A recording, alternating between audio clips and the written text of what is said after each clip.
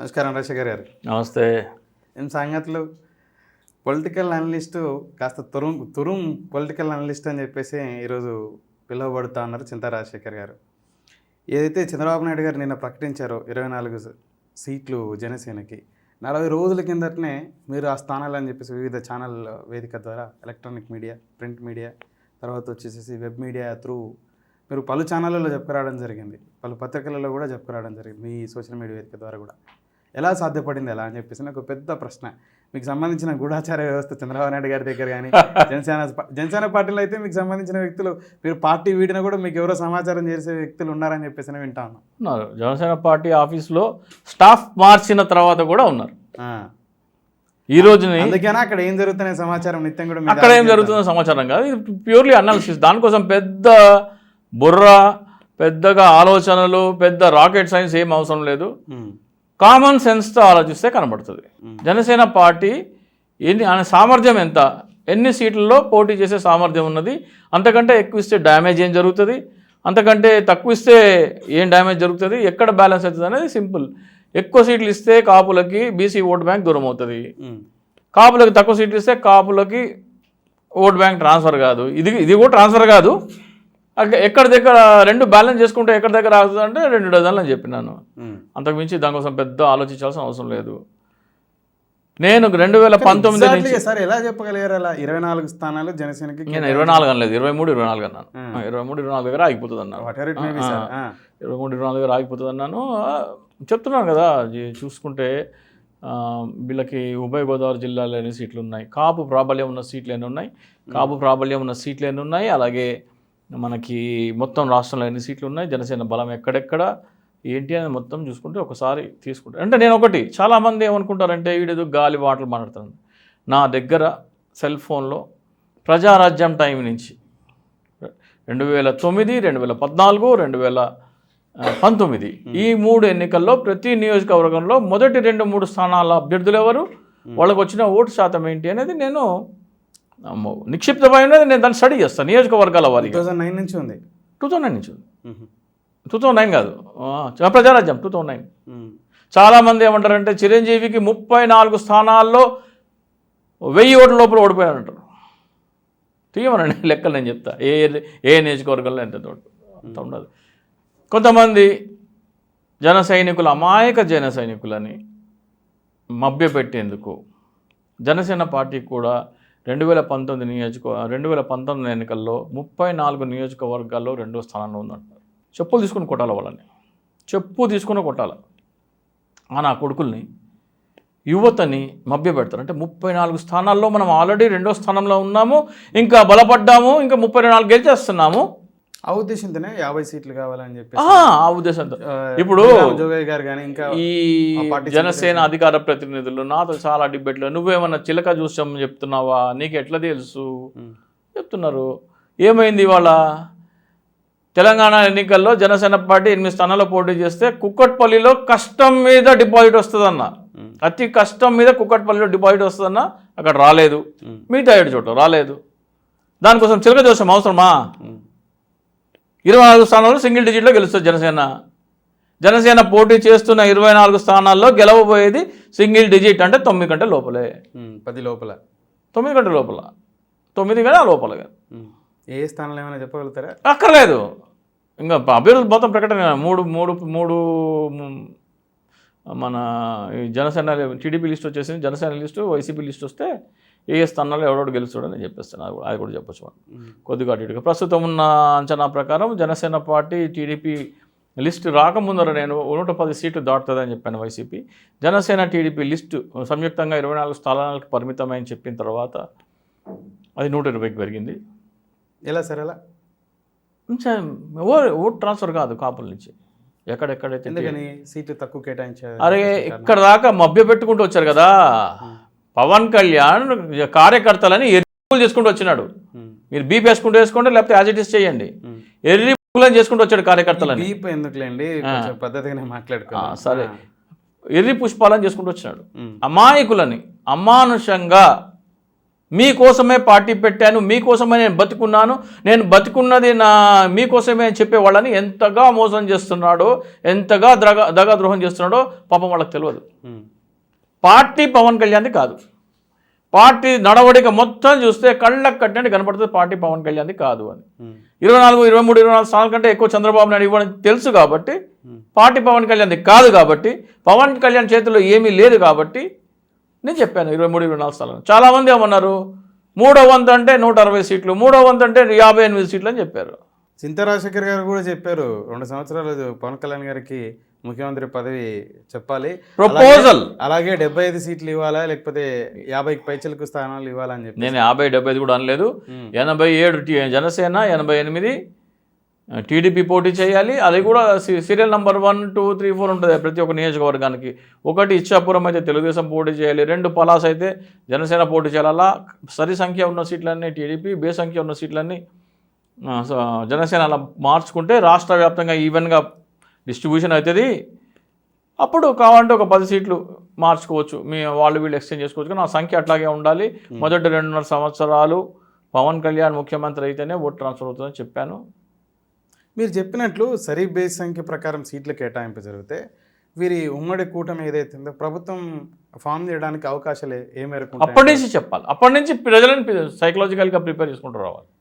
ఎప్పటి నుంచి 3 సంవత్సరాల క్రితం చెప్పాను నేను, 3 years బ్యాక్ చెప్పిన ఫార్ములా ఉంటే ఇది ఇలా ఉండాలి అని చెప్పాను. మరి దాని నుంచి మరి మీరు ప్రజలని, కార్యకర్తలని, నాయకులని అసలు మీరు పార్టీ పెట్టారు కదా 2014 నుంచి 2019 మధ్యలో మీరు ఎన్ని రోజులు ఉన్నారు ఆంధ్రప్రదేశ్లో? ఎన్ని రోజులు ఉన్నారండి ఆంధ్రప్రదేశ్లో? మీరు ఎందుకు ఓటేయాల ప్రజలు? శోకాలు పెట్టి మొగుడు చచ్చిపోయిన ముండలాగా ఏడుస్తాడు. శోకాలు పెట్టి మొగుడు చచ్చిపోయిన ముండలాగా ఏడ్చి ఏమంటాడు, నన్ను గెలిపించలేదు 34 స్థానాల్లో అంటాడు. అరే ఓరి సన్నాసి దద్దమ్మ, నువ్వు ఉన్నదే 50 రోజులు రాష్ట్రంలో, నీకు ఎందుకు ఓటేయాలి? పుష్కరాల్లో జనాలు చచ్చిపోతే చూడడానికి రాలేదు, ఇబ్రాహీంపట్నం దగ్గర బస్సు యాక్సిడెంట్ అయిపోతే రాలేదు. ఎప్పుడు వచ్చినావు నువ్వు? చంద్రబాబు నాయుడు ఉస్కో, చంద్రబాబు నాయుడు ఉస్కో అంటే మురిగే కుక్కవి నువ్వు. చంద్రబాబు నాయుడు ఉస్కో అంటే మురిగే కుక్కవి నువ్వు. జగన్మోహన్ రెడ్డి ఢిల్లీ జంతర్ మంతర్లో, గుంటూరులో ప్రత్యేక హోదా కోసం నిరాహార దీక్ష చేస్తుంటే ప్రజలందరూ జగన్మోహన్ రెడ్డి వెనకాల వెళ్ళిపోతారని కంగారు పడి నిన్ను ఉస్కో అంటే నువ్వు వచ్చి 2 మీటింగ్లు పెట్టి లడంగే అని పాచిపోయిన లడ్డూలు అని చెప్పినావు. ప్రత్యేక హోదా వద్దు ప్యాకేజీ అని ఢిల్లీ పెద్దలతో సంప్రదింపులు అయిపోగానే నువ్వు మానేసినావు. నువ్వు చెప్పింది ఏంటి? 3 దశల పోరాటం అన్నావు. మొదటి దశలో 13 జిల్లాల్లో 13 మీటింగ్లు అన్నావు. 2వ దశ ఏదో చెప్పినావు, 3వ దశ ఏదో చెప్పినావు. 2, 3 సంగతి పక్కన పెట్టు. మొదటి దశలో మొదటి మీటింగ్ కాకినాడలో పెట్టినావు, 2వ మీటింగ్ అనంతపూర్లో పెట్టినావు. 2 చోట్ల కిక్కిరిసిన జనం. కాకినాడలో ఒక తొక్కిసలాట చచ్చిపోయినట్టు ఆ సభన ఏదో సభ ఒకరు చనిపోయారు, అంత జనం వచ్చినారు. 3వ సభ ఎందుకు పెట్టలే నువ్వు? ఒంగోలులో గ్రౌండ్ బుక్ చేసుకున్నావు కదా, ఎందుకు పెట్టలేదంటారు? అదే ప్యాకేజీ వచ్చేసింది. చంద్రబాబు నాయుడు కేంద్ర ప్రభుత్వం ప్యాకేజీ మాట్లాడుకున్నాడు, హోదా కంటే ప్యాకేజీ నయమన్నాడు. చూప్ సైలెన్స్ నిమిరినాడు. కుక్కని నిమ్మరంగానే మరొకటి ఆపేస్తుంది, ఆపేసిండు. మళ్ళీ వనజాక్షిని ఒక ఎంఆర్ఓని చింతమనేని ప్రభాకర్కి వచ్చింది. ప్రజలు తెలుసుకోవాలి వాస్తవాలు. జనసేన పార్టీ పవన్ కళ్యాణ్ది కాదు, చంద్రబాబు నాయుడు పెట్టాడు. కేవలం పవన్ కళ్యాణ్ ఒక బినామీ అనేది ఈ రోజున మనం తేటతెల్లం చేద్దాం. గంట అయితే గంట, 2 గంటలు అయితే 2 గంటలు, ఒక్కొక్కటి చెప్పుకుంటూ వస్తున్నాయి. వనజాక్షి అనే ఆమె మీద, ఎంఆర్ఓ మీద చింతమనేని ప్రభాకర్ దాడి చేసింది జూలై 2015 జూలై. డేట్ కరెక్ట్గా లేదు, 16, 17 తారీఖులో ఎప్పుడు. పవన్ కళ్యాణ్ ఎప్పుడు ఖండించాలా? మరుసటి రోజు, అదే రోజు సాయంత్రము, మరుసటి రోజు, మరుసటి వారము, ఆ తర్వాత ఆంధ్రాకు వచ్చినప్పుడు చేయాలి కదా. 2018 మంగళగిరి ఆవిర్భావ సభలో మొత్తుకుంటాడు, మరుగుతాడు ఈ కుక్క. ఏమని? ఏం చింతమనేని ప్రభాకర్ నీకేమైనా కొమ్ములు ఉన్నాయా, ఎంఆర్ఓని కొడతావా అని. 3 సంవత్సరాల తర్వాత అంటే అప్పుడు ఓట్లు చీల్చాలి కాబట్టి నువ్వు నన్ను తిట్టు అని సిగ్నల్ ఇచ్చినాడు. జగన్మోహన్ రెడ్డి మొత్తం నా వ్యతిరేకంగా 60% ఓటు మంది ప్రజలు ఉన్నారు. జగన్మోహన్ రెడ్డి ఒకటే నన్ను తిడుతున్నాడు కాబట్టి 60% మంది తీసుకెళ్ళి జగన్మోహన్ రెడ్డి గుద్దేస్తారు, నాకు 5-10 సీట్ల కంటే ఎక్కువ వచ్చలేవు, నువ్వు నన్ను తిట్టు. జగన్మోహన్ రెడ్డి తిట్టాలి, నన్ను తిట్టాలంటే ఈ 60% మంది ప్రజలు కన్ఫ్యూజ్ అయ్యి ఎవరు అపోజిషన్ లీడర్ అనేది కన్ఫ్యూజ్ అయ్యి ఓట్లు కట్ అయిపోతే మళ్ళీ నేనే ముఖ్యమంత్రి అవుతా. కాబట్టి నువ్వు నన్ను తిట్టు. నువ్వు నన్ను తిడుతున్నావు కదా, నీకు కాపులు ఓట్లు వేయడానికి కూడా నేను ఒక ఫార్ములా చెప్తా. ఏంటో ఫార్ములా? స్టూడియోలో కూర్చోబెట్టి మీ అమ్మని తిట్టిస్తా. స్టూడియోలో కూర్చోబెట్టి పవన్ కళ్యాణ్ వాళ్ళ అమ్మని ఒక యాక్టర్తో కూర్చోబెట్టి తిట్టిస్తా. ఇది నేను చెప్పలేదు, పవన్ కళ్యాణ్ చెప్పిండు. స్టూడియోలో కూర్చోబెట్టి మా అమ్మని తిట్టించావు లోకేష్ అన్నాడు. ప్రతి మీటింగ్లో చెప్పినాడు. పవన్ కళ్యాణ్ చుట్టూ తిరిగేట వాళ్ళందరూ అలాగా జనం శంకర జాతి జనం అన్నారు. పవన్ కళ్యాణ్ చుట్టూ తిరిగే వాళ్ళు ఎవరు? కాపు సామాజిక వర్గం. అంటే కాపు సామాజిక వర్గాన్ని తిట్టాలి, కాపుల్లో ఆవేశాలు రావాలి. పవన్ కళ్యాణ్ తల్లిని తిడితే పవన్ కళ్యాణ్ అభిమానుల్లో ఆవేశాలు రావాలి. మీ అన్న రాజకీయాలకు పనికిరాడు, చేత కాదు, రాజకీయాలు చేయాలంటే మాకే సాధ్యం, మా బ్లడ్ వేరు, మా బ్రీడ్ వేరు అంటే చిరంజీవి అభిమానులకు కూడా కోపం రావాలా. వీళ్ళందరికీ కోపం వస్తే ఏమవుతుంది? మా మెగా కుటుంబం, మెగా హీరోల తల్లినే తిడతావా అని వచ్చి అభిమానులందరూ జనసేన ఓటేయాలి. కాపు సామాజిక వర్గాన్ని అలగా జనమంటావా అని అందరూ వచ్చి దీనికి ఓటేయాలి. ఇదంతా ఎందుకు చేసినాడు? ముద్రగడ పద్మనాభ ఉదంతం తర్వాత, కాపు రిజర్వేషన్ ఉదంతం తర్వాత, తుని రైలు, కాపులు ఎవరు నాకు ఓటు వేయట్లేదని అర్థమైపోయింది ఆయనకి. నాకు ఓటు వేయకపోతే ఎవరికి వేస్తారు? వైసీపీకి వేస్తారు. వైసీపీకి వేస్తే మొత్తం గుండు 23 కూడా వచ్చేటిగా. సో పవన్ కళ్యాణ్ ఎగదోసినాడు, నువ్వు తిట్టు అని. ఇద్దరు పరస్పరం తిట్టుకున్నట్టు డ్రామా ఆడి అయినా కానీ కాపుల్లో యూనిటీ రావట్లేదు. ఏం చేయాలి? ఇది కాపుల పార్టీ అని నమ్మించాలి.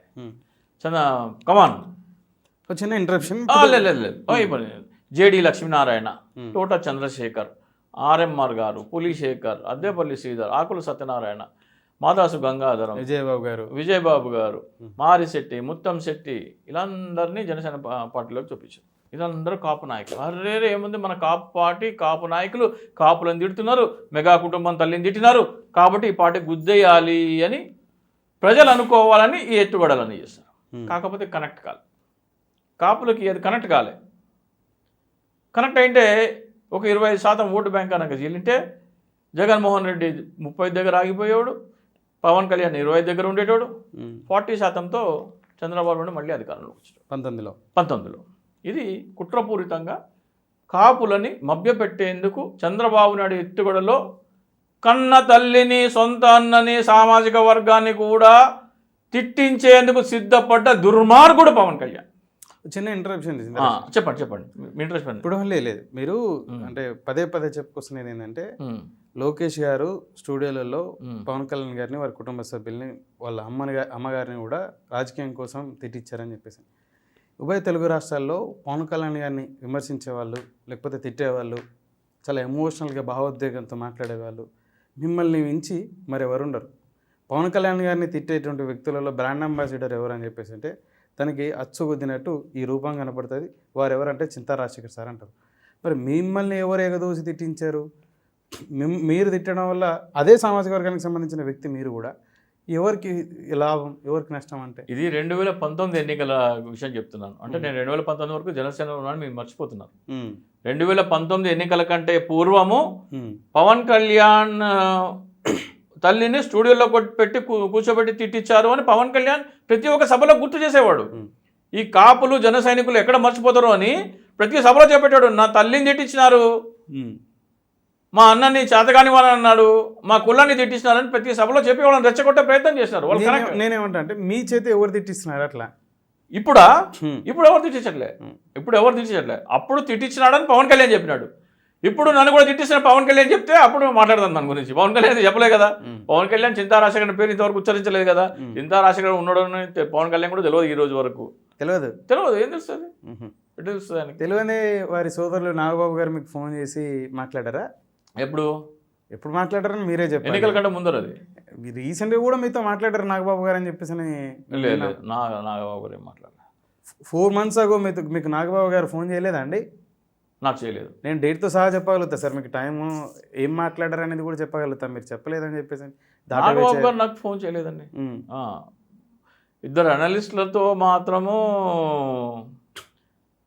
మాట్లాడాలి అనుకున్నారని టాక్ వచ్చింది, కానీ ఫోన్ ఎత్తిచేయలేదు. నాగబాబు గారు మీకు ఫోన్ చేయలే? నాకు 2019 ఎన్నికల కంటే పూర్వము ఒకానొక సందర్భంలో నేను వాట్సాప్ కాల్ చేశాను. అది ఆయన గుర్తుందో లేదో నాకు తెలియదు, కానీ నేను చేశాను. మీకు ఎప్పుడు నాగబాబు గారి దగ్గర నుంచి కాల్ రాలే? రాలే. నాగబాబు గారితో మీరు ఎప్పుడు మాట్లాడలే? లేదు. కలవలే? లేదు. రీసెంట్గా మీరు అదే నేను మళ్ళీ చెప్తా ఉన్నా, మీరు గుర్తు తెచ్చుకోండి ఒకసారి. లేదు లేదు 4 నెలల కిందట నాగబాబు గారు, నేను డేట్ టైం కూడా మీకు తర్వాత ప్రొవైడ్ చేస్తాను, మీకు మెసేజ్ పెడతాను, వీలైతే ఇక్కడ మా స్క్రీన్లో కూడా చూపిస్తాను. మీకు ఏ నెంబర్ నుంచి కాల్ వచ్చింది, మీరు ఎంత డ్యూరేషన్ వారితో మాట్లాడారు, ఇది కూడా నేను ప్రొవైడ్ చేసే ప్రయత్నం చేస్తాను. చేయండి. నాకైతే మీరు మరుసటి రోజు వెళ్ళి నాగబాబు గారిని కలవడం, మరి ఈ తర్వాత మీ మధ్యలో జరిగినటువంటి డిస్కషన్ ఏదో తెలియదు, తర్వాత కొద్ది రోజులు మళ్ళీ స్తబ్దంగా ఉండిపోవడం, తర్వాత మళ్ళీ పవన్ కళ్యాణ్ నేను స్తబ్దంగా ఉన్న డ్యూరేషన్ ఒక వారం చూపించండి. నా ఫేస్బుక్ పోస్ట్లో కానీ నా ఇంటర్వ్యూలో కానీ నేను స్తబ్దంగా ఉన్న విషయం. సరే సార్, పవన్ కళ్యాణ్ గారు తిట్టేటోళ్ళు అంతా కూడా మరొక పార్టీ ఎగదోసే అంటే ఉసిగొలుపుతే, మీరు అన్నారు కదా ఉసుకో అంటే అని చెప్పేసి, వాళ్ళేనా పవన్ కళ్యాణ్ తిట్టేవాళ్ళ? పవన్ కళ్యాణ్ గారిని విమర్శించే వాళ్ళు, తిట్టే వాళ్ళంతా కూడా తెలుగుదేశం పార్టీ లేకపోతే మరో పార్టీ లేకపోతే మరో నాయకుడు ఇప్పుడు ఉసిగొలుపుతే తిట్టే చెప్పేది ఏంటంటే, పవన్ కళ్యాణ్ చెప్పిన విషయం చెప్తున్నాను నేను. స్టూడియోలో కూర్చోబెట్టి మా తల్లిని తిట్టించారని అది పవన్ కళ్యాణ్ చెప్పాలా? పవన్ కళ్యాణ్ చెప్పాలా? పవన్ కళ్యాణ్ ప్రతి మీటింగుల్లో కాపులకు గుర్తు చేసేవాడు, అభిమానులకు గుర్తు చేసేవాడు. అరే మీ చిరంజీవి అమ్మని పవన్ కళ్యాణ్ అమ్మని తిట్టినారా, మీరు రెచ్చిపోండి రా బాబు, నాకు ఓట్లు వేయండి రా బాబు అని ప్రతి మీటింగ్లో గుర్తు చేశాడు ఆయన. మా అన్న రాజకీయాలకు చేత కాదు, వాడు బ్లడ్ వేరు, వాడు బ్రీడ్ వేరు అని మీరందరూ అలాగా జనమని తిట్టిస్తారని ప్రతి మీటింగ్లో గుర్తు చేశాడు వాళ్ళు. అయినా కానీ 5.53% వచ్చింది. ఆ పన్నాగం పారలేదు, ఒకవేళ వాళ్ళందరినీ పార్టీ బలోపేతం చేసుకోవడం కోసం ఈ కాపు నాయకులు, నేను చెప్పిన 20 మంది కాపు నాయకులని, ఐఏఎస్ ఐపీఎస్ చదివిన వాళ్ళు, భరత్ భూషణ్ గారు, రావెల కిషోర్ బాబు గారు, వీళ్ళందరినీ కూడా పార్టీలోంచి బయటికి ఎందుకు పంపించాను? నీ గెలిచిన ఏకైక ఎమ్మెల్యేని ఎందుకు బయటికి పంపించేసినావు? రాపాక వరప్రసాద్ గారిని నేను ఒక ఫిల్మ్ ఛాంబర్లో ఒకసారి కలిశాను. ఇట్లా వస్తుంటే అటు ముఖం తిప్పుకుంటాడంట ఎదురు వస్తుంటే. నీ పార్టీ పరువు నిలబెట్టిన వ్యక్తి రాపాక వరప్రసాద్ గారు, నీ పార్టీ పరువు నిలబెట్టిన వ్యక్తి ఎదురుగా వస్తుంటే తలకాయ అటు తిప్పుకుని వెళ్ళిపోతాడంట నాదెళ్ల మనోహర్, పవన్ కళ్యాణ్ వాళ్ళకంత. స్టేజీ మీద రాపాక నియోజకవర్గంలో డిండిలో ఒక వేడుక జరుగుతుంటే స్టేజీ మీద రాపాక వరప్రసాద్ కుర్చీ లేదు. నేను కూడా స్టేజీ మీదకి రావాలా అంటే చీరా బొట్టు పెట్టి పిలవాలా అని అన్నాడు నాదెళ్ల మనోహర్. రాపాక వరప్రసాద్ కోసం ఒక వ్యక్తి కుర్చీ తీసుకుని వెళ్తుంటే నువ్వు అక్కడ పెట్టాయి అని తెచ్చుకుంటా అన్నాడు. రాపాక వరప్రసాద్ ప్లేస్లో చింతా రాజశేఖర్ ఉంటే చెప్పు తీసుకొని కొట్టేటాడు. ఎరా నా కొడక, ఓడిపోయిన నా కొడక, డిపాజిట్ అని నా కొడక, నువ్వు నాకు సీటు ఆపేది నువ్వా? ఓడిపోయిన నా కొడక, నువ్వు కింద కూర్చొని నేను పైన కూర్చుంటా అని ఆయన కిందకి దోసి అక్కడ కూర్చుంటే పవన్ కళ్యాణ్ సెటిల్ అయ్యాడు. రాపాక వరప్రసాద్లో చింతా రాజశేఖర్ ఉంటే అది జరిగేది. కాలర్ పట్టుకొని నాది నమ్మని స్టేజ్ కిందకి దోసి ఆ సీట్లో నేను కూర్చునేవాడిని. నా కొడక నాకు చేరేయకపోగా ఎవరో చేరు తెస్తుంటే వద్దంటావా, నేను తెచ్చుకోవాలా? ఇదేనారా గెలిచిన ఎమ్మెల్యేకి నువ్వు ఇచ్చే గౌరవం? దళితుడి సంగతి పక్కన పెట్టు. ఓడిపోయిన నా కొడక, డిపాజిట్ రాని నా కొడక, నువ్వు అరా నాకు చెప్పేది? కాలర్ పట్టుకుని స్టేజ్ కింద దోసేవాడు నేనైతే. రాపాక వరప్రసాద్ గారు ఇప్పటివరకు ఎన్నిసార్లు పోటీ చేశారండి? ఆయన 2009లో వైఎస్ రాజశేఖర రెడ్డి గారి హయాంలో ఒకసారి గెలిచారు, తర్వాత ఓడిపోయారు, మళ్ళీ మొన్న గెలిచారు. వారు ఇండివిజువల్గా గెలిచింటే వారిని అవమానపరిచే ఎట్లయినా జనసేన పార్టీ తరఫున గెలిచారు ఆయన. జనసేన పార్టీ గోచి గుడ్డ, ఆయన మొత్తం గుడ్డలు ఇప్పేశారు. షర్టు, ప్యాంటు, బనీను, అండర్వేర్ ఇప్పేస్తే లోపల ఒక గోచి గుడ్డ ఉంది. ఆ గోచి గుడ్డ పవన్ కళ్యాణ్. అది పవన్ కళ్యాణ్ బట్టలు ఇప్పేశారు ప్రజలందరూ, అండర్వేర్తో సాగిపేస్తే లోపల ఉన్న ఒక గోచి గుడ్డ రాపాక వరప్రసాద్. పవన్ కళ్యాణ్ సిగ్గు కాపాడినాడు. నెత్తి మీద పెట్టుకోవాలని కిరీటంలాగా పెట్టుకోవాలి, స్టేజ్ మీద కూర్చేవా? వీళ్ళందరినీ ఎందుకు? జేడి లక్ష్మణ్ గారిని దిండి సభలో మీటింగ్ జరుగుతుంది, 3 రోజుల మీటింగ్. ఏమని పిలుస్తావు నువ్వు? జేడి లక్ష్మణ్ గారు మీటింగ్ ఉంది, ఇట్లా 3 రోజుల సభకి రండి, మీరు దయచేసి రావాలి, మీ అమూల్యమైన మేధోమదన సదస్సు అది, మీ అమూల్యమైన సలహాలు ఇవ్వాలని చెప్తారు. ఏమని ఫోన్ చేస్తారా వీళ్ళంటే, జేడి గారు ఇట్లా దిండిలో 3 రోజుల మేధోమదన సదస్సు పెట్టాము, 3వ రోజు మధ్యాహ్నం మీరు వస్తే సరిపోతుందండి. అంటే ఫస్ట్ డే సెకండ్ డే రావద్దు, థర్డ్ డే మొదటి సెషన్ రావద్దు, తర్వాత మీరు రావాలి. ఎందుకంటే ఆయన ఐపీఎస్ చదివినాడు, ఆయన బుర్రలో ఒక ఎన్సైక్లోపీడియా, ఆయన మేధామతం సదస్సు, వీళ్ళందరూ గాలిపోతుంది వీళ్ళందరూ. ఆయన మాట్లాడితే ఆయన వాగ్దాటి కానీ ఆయనకున్న నాలెడ్జ్ కానీ ఖాళీ ఓటికి ఎవరు సరిపోరు. కాబట్టి మీరు రావద్దు. 3వ రోజు మధ్యాహ్నం ఎందుకు రావాలి? ఫోటో సెషన్కి మాత్రం కావాలి. అలాంటి అభిప్రాయం ఉన్నప్పుడు అసలు పార్టీలోనే జాయిన్ చేసుకోడు కదా. అదే చెప్తున్నా కదా, కాపుల పార్టీని నమ్మించడం కోసం చెప్పేది అదే కదా. కాపులని మభ్యపెట్టి ఇది కాపుల పార్టీ అని కాపుల ఓట్లన్నీ వైసీపీకి పోకుండా జనసేనకు పడేందుకు చంద్రబాబు నాయుడు, పవన్ కళ్యాణ్ కలిసి పన్నిన పన్నాగం అని చెప్తున్నా కదా. లేకపోతే ఎన్నికల తర్వాత వాళ్ళందరూ కొనసాగాలి కదా. జేడి లక్ష్మణ గారు, తోట చంద్రశేఖర్ గారు, ఆర్ఎంఆర్ గారు, చింతల పార్థసారథి గారు, పులి శేఖర్ గారు, ముద్దునే చెప్పిన 20 పేర్లు వాళ్ళందరూ కొనసాగాలి కదా. వాళ్ళందరూ కొనసాగితే ఏమవుతుంది? ఇప్పుడు 24లో వాళ్ళందరూ కార్యక్రమాలు చేస్తారు, పార్టీ బలోపేతం చేసే కార్యక్రమాలు. సగం సీట్లు ఇవ్వాలి. పార్టీ పవన్ కళ్యాణ్ అయితే వాళ్ళందరినీ ఉంచుకుంటాడు. పార్టీ చంద్రబాబు నాయుడుది. పవన్ వాళ్ళందరితో పంపించే, ఇంకా అయిపోయింది. వాళ్ళందరూ ఉంటే వచ్చే ఎన్నికల్లో 70 సీట్లు అడుగుతారయ్యా, పార్టీ బలోపేతం చేస్తానంటారు. ఆ జేడీ లక్ష్మణ్ బాబు ఎన్నికలైన రిజల్ట్ రాకముందర వెళ్ళి వైజాగ్ బీచ్లో ప్లాస్టిక్ రహిత వైజాగ్ బీచ్ చేద్దామని చేస్తున్నాడు, రోజుకో ప్రోగ్రామ్ చేస్తున్నాడు. ముందు ఆయన ఆపే, పార్టీ నుంచి బయటికి పంపి ఆయన ముందు. కళ్ళకు కనబడలేదా ఇంత స్పష్టంగా? అప్పుడు కాపులను ఎందుకు చేర్చుకున్నావు? ఎందుకు బయటికి పంపించేసినావు? ఎట్లా బయటికి పంపించేసినారు? పార్టీ ఆఫీస్కి వస్తే కుర్చీలు వేయద్దు. సార్ నేను ఒక నిమిషం, పార్టీ ఆఫీస్కి వస్తే కుర్చీలు వేయద్దు. ఎవరికి లేదు? ఈ చెప్పిన వాళ్ళందరూ ఎవరైనా సరే, మళ్ళీ పేర్లు చెప్పండి చెప్తా. వీరెవ్వరికి లేదు. పార్టీ ఆఫీస్కి వస్తే కుర్చీలు వేయకూడదు, వాటర్ బాటిల్ ఇవ్వకూడదు, వాళ్ళు ఏమైనా పేపర్స్ ఇస్తే తీసుకోకూడదు, వాడు ఫోన్ చేస్తే ఫోన్ కాల్స్ అటెండ్ చేయకూడదు. పసుపులేటి సందీప్ రాలిన ఒక ఆయన ఉన్నాడు, office in charge cum receptionist cum ఏదో ఉన్నారు, ఆయన పిలిచి మాట్లాడు, నన్ను నమ్మొద్దు. వాళ్ళందరూ ఎందుకు వెళ్ళిపోయినారు? ఒకసారి మంగళగిరి ఆఫీస్కి జేడీ లక్ష్మణ్ గారు వెళ్తే బయట వెయిట్ చేయించినారు మంగళగిరి ఆఫీస్లో. లోపల మాట్లాడేది ఎవరితో తెలుసా? శంకర్ గౌడ్, రియాజ్. పవన్ కళ్యాణ్ ఐటెం సాంగ్లకి కాగితాలు ఇసే బ్యాచ్ కోసము ఒక అడిషనల్ డీజీ ర్యాంక్ ఆఫీసర్ని 45 మినిట్స్ బయట నిల్చోబెడతావా నువ్వు? ఎందుకు? ఉండకుండా వెళ్ళిపోవాలి పార్టీలో, పొమ్మనక పొగబెట్టడం అంటారు. ఇట్లా ప్రతి ఒక్క నాయకుడిని పార్టీ నుంచి బయటికి తరిమేశారు. ఎందుకు తరిమేశారంటే ఇప్పుడు వాళ్ళు ఉన్నట్టయితే ఈ రోజున 25 కాదు, సగం సీట్లు కావాలి అంటారు. ప్రతి ఒక్కళ్ళు ఒక్కొక్క పార్టీ బలోపేతం. జేడీ లక్ష్మణ్ అయితే బలోపేతం చేసే కార్యక్రమాలు రిజల్ట్ రాక ఎన్నికలైన మరుసటి రోజు ఆయన వైజాగ్ బీచ్ ప్లాస్టిక్ రహితం కోసం వెళ్ళినారు. ఆయన కార్యక్రమాలు చేద్దామంటే బలోపేతం చేసే కార్యక్రమాలు చేద్దామంటే వద్దంటాడు. మనం మాట్లాడదాం జేడీ గారి టాపిక్ మీద. చింతా రాజశేఖర్ గారికి జరిగిన అవమానం ఏంటి? చింతా రాజశేఖర్ గారు పార్టీ వీడడానికి గల కారణాలు ఏంటి? వైఎస్ఆర్సీపీ పార్టీకి దగ్గర కావడానికి గల కారణం, జనసేన పార్టీ వీడడానికి జరిగినటువంటి అవమానాలు మీకు ఏంటి? వైఎస్ఆర్సీపీ పార్టీ చేరువ కావడానికి దారితీసిన పరిస్థితులు ఏంటి? ఆంధ్రప్రదేశ్ రాష్ట్ర విభజన చింతా రాజశేఖర్ గుండెల్లో గుణపాలు దింపింది. కళ్ళమట నీళ్ళు వచ్చినాయి, బాధ. రాష్ట్ర విభజన ఇష్టం లేదు. ఎందుకంటే చింతా రాజశేఖర్ మూలాలు ఆంధ్రప్రదేశ్లో ఉన్నాయి. చింతా రాజశేఖర్ పుట్టింది హైదరాబాద్లో, పెరిగింది ఆదిలాబాద్లో. ఈ 3 కలిపి ఉంటే ఒక ఉన్న రాష్ట్రంలో పుట్టిండు. 3 ప్రాంతాలకి అనుబంధం ఉన్న వ్యక్తి. అది విడిపోతే శరీరంలో ఒక భాగం నిలువున శరీరం కట్ చేసిన భావన. కాబట్టి బాధ అయిందేదో అయిపోయింది. మరి ఆంధ్రప్రదేశ్కి ఉద్యోగాలు లేకుండా, ఉపాధి లేకుండా, పరిశ్రమలు లేకుండా విభజించేసినందుకు ప్రత్యేక హోదా ఇస్తామని చెప్పినారు. ప్రత్యేక హోదా ఇస్తామంటే దాని గురించి ఎవరు సపోర్ట్ చేయట్లేదు. పవన్ కళ్యాణ్కి జనసేన పార్టీలో ఉన్నాడు కాబట్టి అప్పుడు ఒక ట్వీట్ చేసినాడు, ఒక రిజిస్టర్ పోస్ట్లో ఒక లెటర్ పంపించినాడు, ఈమెయిల్ పెట్టినాడు. ఇటువంటిది అంటే ఈ బ్యాడ్జ్ కాదు, 4 పలకల విజిటింగ్ కార్డు సైజులో ఒక బ్యాడ్జ్ రూపొందించి పవన్ కళ్యాణ్ గారికి రిక్వెస్ట్ చేసినాడు. ప్రతి ఒక్క ఆంధ్రప్రదేశ్ పౌరుడు పార్టీలకు అతీతంగా ప్రత్యేక హోదా ఆంధ్రప్రదేశ్ హక్కు అని తన ఆత్మగౌరవం కింద భావించి ఆ బ్యాడ్జి ధరించాలి అని. ఆ పిలుపు ఇవ్వమంటే పిలుపు ఇవ్వలేదు. ఆయనకు చేరిందో చేరలేదో, ట్వీట్ చేస్తే ఆయన చూసిండో చూడలేదు, లెటర్ అయితే ఆయన చూడిందో చూడలేదు. కలుద్దామంటే ఆఫీస్కి వెళ్తే కలవడు, కలవనివ్వరు. కలవనివ్వకూడదని చెప్పినాడు.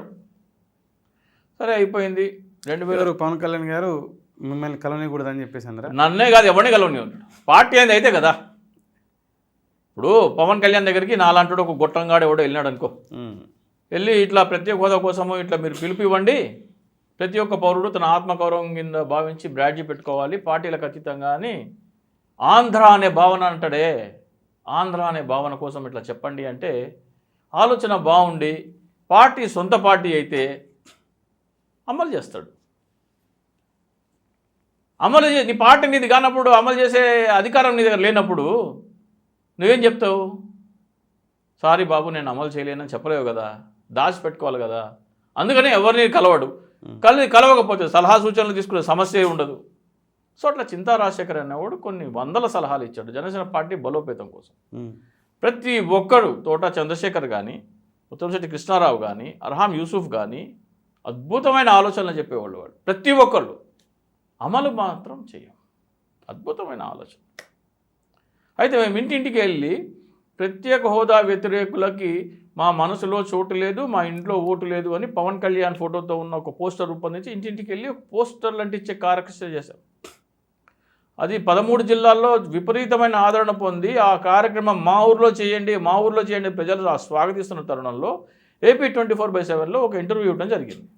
ఆ ఇంటర్వ్యూ వచ్చిన మరుసటి రోజు పార్టీ అప్పుడు జనరల్ సెక్రటరీ అర్హాం యూసుఫ్ మెసేజ్ ఏం పెడతాయంటే, అద్భుతమైన ఆలోచన కానీ ఇది ఆపేసేయండి అంటాడు. స్టేజీ మీదేమో రంకెలేస్తాడు, ఆంబోతులాగా రంకెలేస్తాడు. హమ్ లడేంగే జీత్ నేతక్ లడేంగే అని ఆంబోతులాగా రంకెలేస్తాడు. ఎందుకంటే పవన్ కళ్యాణ్ ఉసుకోమంటే మురిగే మురుగులు కాబట్టి, ఉసుకో అన్నాడు కాబట్టి ఆ మురుగు. నిజంగా ఆచరణ రూపంలో పార్టీ బలోపేతం చేసే కార్యక్రమం చేద్దామంటే వద్దంటాడు. పార్టీ బలోపేతానికి మొట్టమొదటి వ్యతిరేకి పవన్ కళ్యాణ్. ఈ రోజున 25 సీట్లు నాకు బలం లేదు, నన్ను ఓడిచ్చారు అంటాడు కదా. అరే సిగ్గున్నారా నీ ముఖానికి? నువ్వు ఆంధ్రప్రదేశ్లో ఉండేది ఎన్ని రోజులురా? ఒక రాష్ట్ర అధ్యక్షుడు అయి ఉండి పార్టీ పెట్టి నువ్వు ఆంధ్రప్రదేశ్లో ఉండేది ఎన్ని రోజులు? 50 రోజులు. 50 రోజులు ఉండి ప్రజల్లో కూడా కలవవు. మీటింగ్లు పెట్టుకుంటూ వాళ్ళతో కలుస్తా వెళ్ళిపోతావు. నీ ముఖాన్ని చూసి ఎందుకు ఓటేయాలి? నువ్వు ప్రజల కష్టాన్ని వాళ్ళ భుజానికి భుజంతో కలిసి నడిచినవా? వాళ్ళ కష్టాలు విన్నావా? ఏమంటే ఇన్సూరెన్స్ కంపెనీలో దోచుకొచ్చిన డబ్బు తీసుకొచ్చి ఆత్మహత్య చేసుకున్న రైతులకి చెక్కులు పంపిణీ చేస్తున్నావు, దొంగ నాటకాలు ఆడి నీ కష్టార్జితం ఇస్తున్నా అంటావు. ఇన్సూరెన్స్ కంపెనీకి ఎంత కడుతున్నావు చెప్పరా? నువ్వు చెప్పరా? నువ్వు తీసుకునే 500లో ఇన్సూరెన్స్ కంపెనీకి ఎంత కడుతున్నావు? ఎంత తీసుకున్నావు? మిగిలిన వాళ్ళు ఎందుకు ఆ పని చేయలేకపోయారంటారు? ఎవరు చేయాలా? అదే దోపిడీ చేయమంటారా మీరు? మిగిలిన నాయకులు ఆ విధంగా తీసుకొని అట్లా ఇన్సూరెన్స్ చేసి ఆ చర్య ఎందుకు పూనుకోలేదంటారు? అట్లా నష్టపోయిన వ్యక్తులకు ఎందుకు సహకరించలేకపోయారంటారు? ఎవరు మిగతా వ్యక్తులు అంటే నాకు అర్థం కాల. ఇప్పుడు పవన్ కళ్యాణ్ గారు వారి కార్యకర్తల నుంచి ఒక 500 లాగా సభ్యత్వం అని చెప్పేసి తీసేసుకొని అందులో నుంచి మీరు కట్టారు అని చెప్పేసి అంటా ఉన్నారు. అందులో నుంచి ఇన్సూరెన్స్ కి 150-200 కట్టి 300 జేబులో వేసుకొని ఆ డబ్బులే 30 కోట్ల దాకా అవుతాయి. 10 లక్షల మంది ఇన్సూరెన్స్ చేసినారు. ఇన్సూరెన్స్ కంపెనీకి 200 కడితే మిగిలేదు 300 ఇంటూ 10 లక్షలు తీసుకోవడం 30 కోట్లు. ఆ 30 కోట్లు 8 కోట్లు 10 కోట్లు రైతులకు పంచుతారు. ఇంకా మిగతా డబ్బులు పార్టీ నాయకులు ఎందుకు అలా చేయలేదు? ఎందుకు చేయాలి? దోపిడీ కదా. ఎందుకు చేయాలా? మీరేమంటారా? దోచుకోమంటారా? కాదు చింతా రాజశేఖర్ గారు, పార్టీకి ఏదో ఒక సందర్భంలో ప్రతి కార్యకర్త తన కోసం ఆ పార్టీ కోసం ఖర్చు చేయడం జరుగుతా ఉంది. ఏ ఖర్చు? అరే పార్టీ కోసం ఫండ్ అని తీసుకుంటున్నావయ్యా. పార్టీ ఫండ్ అని డైరెక్ట్గా తీసుకో. నువ్వు ఇచ్చే ఇన్సూరెన్స్ 500 కట్టే ఇన్సూరెన్స్కి నేను నా కష్టార్జితం కూడా జోడించి కడుతున్నా. దొంగ నాటకాలు ఆడవాక మాదర్చోద్. నువ్వు ఇచ్చే 500కి నా సినిమాలో సంపాదించే డబ్బు కష్టార్జితం తీసుకొని ఇన్సూరెన్స్ కడుతున్నా అని చెప్పి దొంగ నాటకాలు ఆడబాక. ఎందుకు పవన్ కళ్యాణ్ గారు అంటే విఘ్నత కోల్పోయి మరి కాదు ఏ భాషలో తిట్టాలా? మాదర్చోద్ గారిని ఏ భాషలో తిట్టాలా? నువ్వు ఇచ్చే 500లో నేను 300 కడుతున్నా. నేను నా కష్టార్జితం ఇంకో 1500 మళ్ళీ నువ్వు ఇచ్చే 500 కాక నేను 1500 కట్టి ఇన్సూరెన్స్ పాలసీ కడుతున్నా. దొంగ నాటకాలు ఆడతావా? దాన్ని తిట్టకూడదా? అమాయక పిల్లలు కదయ్యా. కాదు సార్, భారతదేశంలో అంటే భారత ప్రభుత్వం కానీ భారతదేశంలో ఉన్నటువంటి ప్రతి రాష్ట్రం కూడా ప్రజల చేత తీసుకున్నటువంటి పన్నుల్ని తిరిగి వాళ్ళకి చెల్లించడం జరుగుతుంది.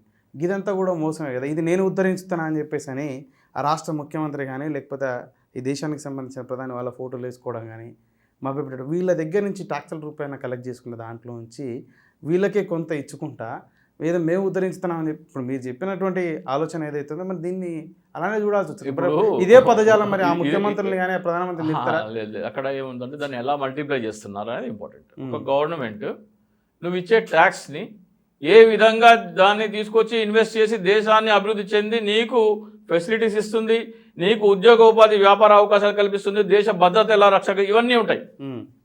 అవన్నీ వాళ్ళ నిర్ణయాలు కాబట్టి వాళ్ళ నిర్ణయాలు అవి. ఇప్పుడు చంద్రబాబు నాయుడు ఉన్నాడు, నయా పైసా ఇవ్వలేదు. జగన్మోహన్ రెడ్డి అమ్మ ఒడి ఇస్తున్నాడు. చంద్రబాబు నాయుడు అదే ట్యాక్స్ కలెక్ట్ చేసిండు, ఈయన అదే ట్యాక్స్ కలెక్ట్ చేసిండు. చంద్రబాబు నాయుడు ఉన్నప్పుడు ఇప్పుడు ఏమంటారు, మా దగ్గర డబ్బులు కలెక్ట్ చేసుకుని మాకే ఇచ్చుకుంటా, నీ ఫోటో ఎందుకు వేస్తున్నావు అంటాడు. అరే బాబు, చంద్రబాబు నాయుడు ఉన్నప్పుడు కూడా ఈ డబ్బే కలెక్ట్ చేసిండు, ఆయన ఇవ్వలే కదా, ఆయన ఇవ్వలే కదా. నేను ఇస్తున్నా అని చెప్పాలంటే ఏంటి? చంద్రబాబు నాయుడు ఇవ్వండి, నేను ఇస్తున్నా అంటే ఫోటో వేసుకోవాలా. నేను చంద్రబాబు నాయుడు కంటే మెరుగైన పాలన అందిస్తున్నా అని చెప్పాలి కదా.